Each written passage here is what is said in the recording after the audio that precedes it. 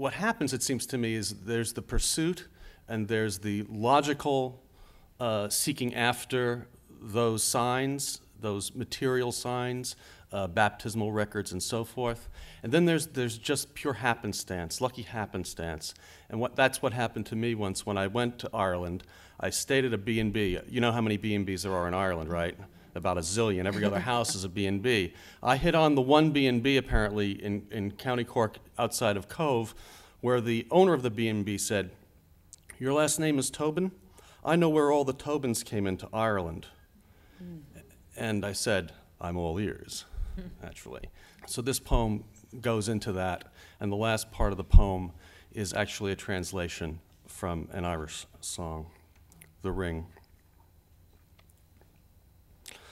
I followed the winding coast road back from Cove, Annie Moore and her brother cast in bronze at the center entrance, who were head of the line at Ellis Island, now looking as though they inquired directions in their own country.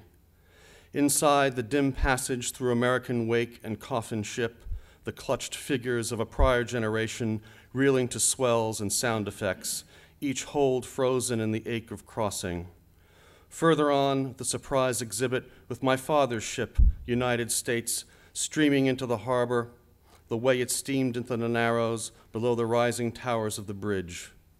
Above the quays, St. Coleman's presided over the dock where my mother's mother waited for the tender, where my father's forefather, lost in the crush, disappeared under the raw deck of the lumber boat, human ballast teeming like vermin on bodies in the fields they fled at home. "I can tell you where the Tobins first landed," my welcoming host remarked, then invited me into the canopied patio beside the house, chinked glasses of whiskey neat and golden, the garden luminous in the long twilight. "If you drive east beyond Calais and Youghal on the way to Gungarvan, off to the right, you'll come on the Ring Road, Rin na Goil, where there are Tobins there still from Norman times. C'est Tobin, Tobin, the name Gaelicized, then Anglicized into your own name now." I had known the history, but not the place. So next day, driving along the proffered route, each village seemed a station on a journey of return. Kinsale Beg, Grange, Kiley's Cross. I had pursued the paper trail, unwound the breed of names through census and baptism, each generation rechristening the last, until custom faltered like a language on the tongue, until the trail trailed off into the mists of the unrecorded. Now I was tracing a highway to origin, the road unreeling that was once Boreen, through townlands where the starving wandered, their potatoes scorched black with blight, as though a fire had rained over them. Grubbers of nettles, weeds, their faces swollen with fever, stench of bloody flux rising from scalps where the evicted burrowed. Men like famished dogs scoured the fields, an official wrote.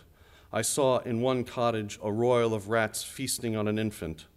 Nowhere have I witnessed anything like it, not in Calcutta, not in Dahomey, the voiceless children silenced by hunger, whole towns turned to habitations of ash pits, the bodies burned at night, leaving no trace. Descending the drum hills beyond Gortine, I turned off the main road following signs in a language I had lost before I was born. This was Gorltucht, remnant of the Dees, land before the land was renamed and hushed. What was left for me, generations gone? A perfume of turf smoke fresh in my nostrils, pastures green reached to the head of the bay, thick fuchsia hedges, roads that were cow paths where locals greeted with slowly raised hands, or a nod of the cap to my stranger's car, the postcard my eye had framed in its longing. Then Mooney's pub, where I stopped for a pint and let slip my quest. "So you're a Tobin," Anya said, accommodating my English. "They're all about here. Have you heard of Nicklaus, the great singer?" She showed the photograph with its dark hair and features, unlike my own, though a vague resemblance to a dead uncle, but I couldn't say for sure. What was the Ring but another station happened on my chance or seeming grace? So why not trace further through lost Norman crests, or track DNA to nomadic tribes 6,000 years gone from the banks of the Ganges, or further back through each human cell to African Eve. Her grunts are shibboleth tuning savannas. I felt the gift, shared thrumming in the bones, later that night in the crowded room when all the instruments had gone silent and a man rose up shyly, regally alone, and sang Sean Noss, one of the singer's songs. It's a beautiful country I take you to, by the black water streams of the Dees, where the thrush and the blackbird sing sweetly, and the wild deer range over the mountains, where branches bend low with fruits and blossoms, and all the hives brim over with honey, where the cuckoo croons the whole summer long, and the corncrake lifts its cries in the grass.